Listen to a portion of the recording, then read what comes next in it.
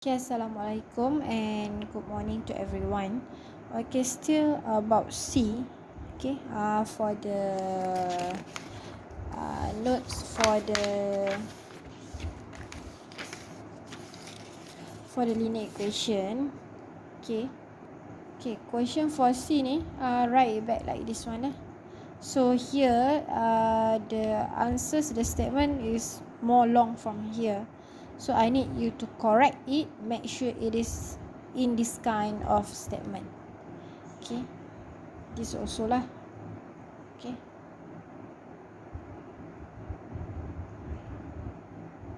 that's it.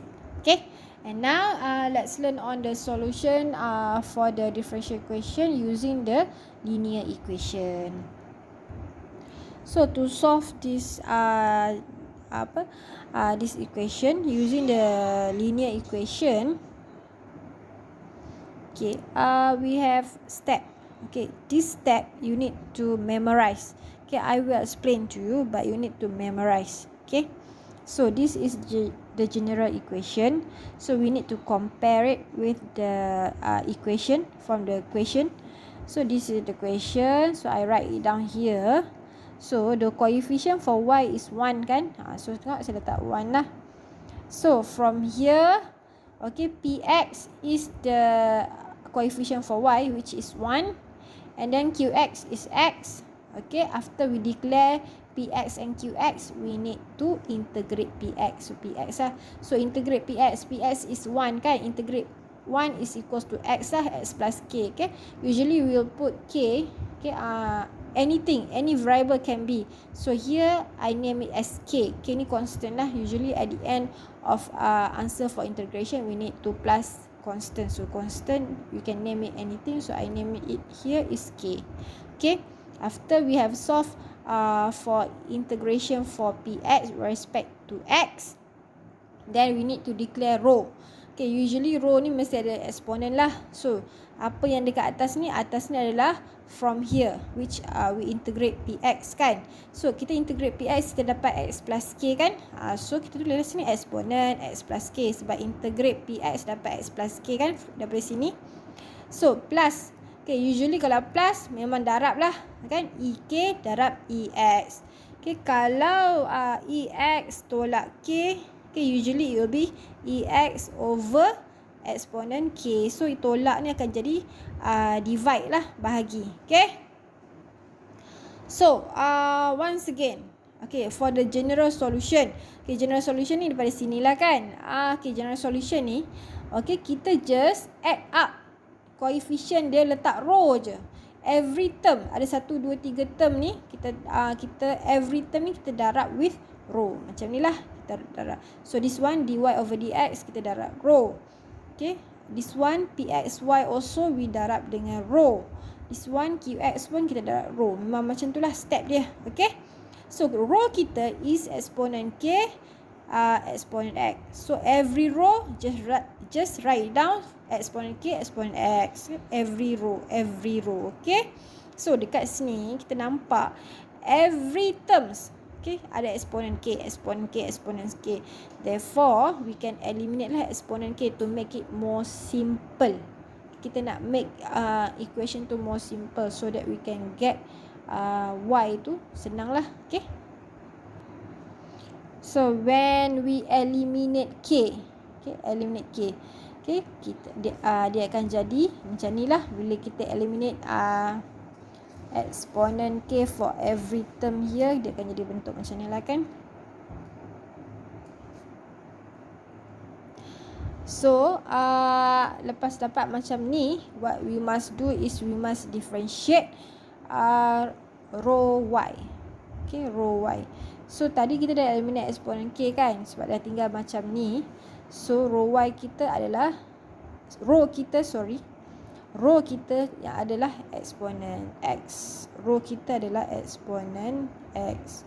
Y ni just copy and paste lah.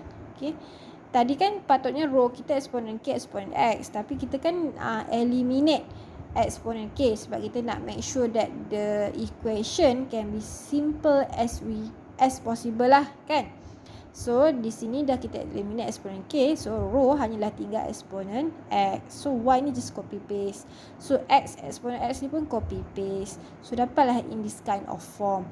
Bila dapat in this kind of form, we need to integrate both side respect to X. So kita kena integrate here, integrate here. So integrate differentiation, kita akan matilah. Dua ni akan mati. Integration mati, differentiation pun mati. Yang tinggal adalah exponent X, Y.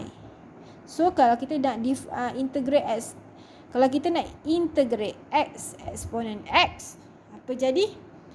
Usually kita akan guna yang simplest lah.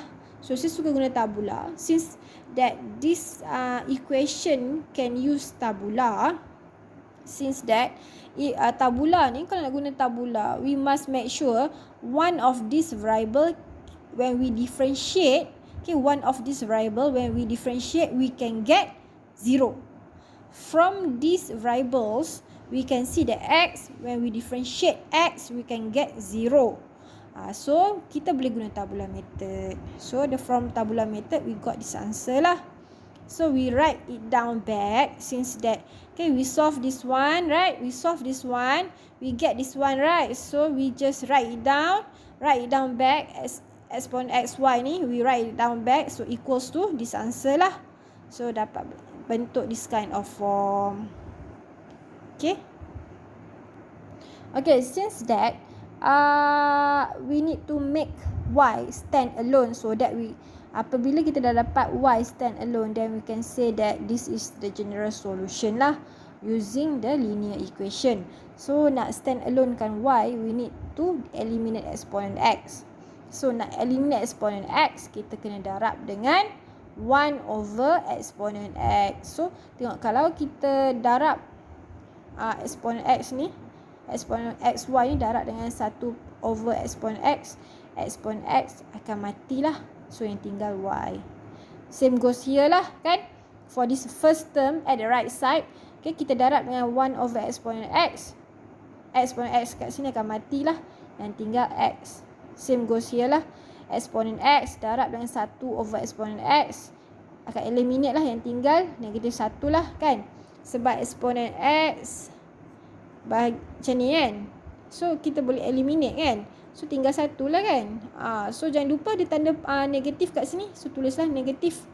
Okay, yang ni pula C ni, since that we don't have exponent X here, so C darab 1 over exponent X is like this one lah. Okay, exponent negative X is also 1 over exponent X. So you can write whether like this one, also you can write like this one. So I choose to write like this one lah. So this is the answer lah. Okay.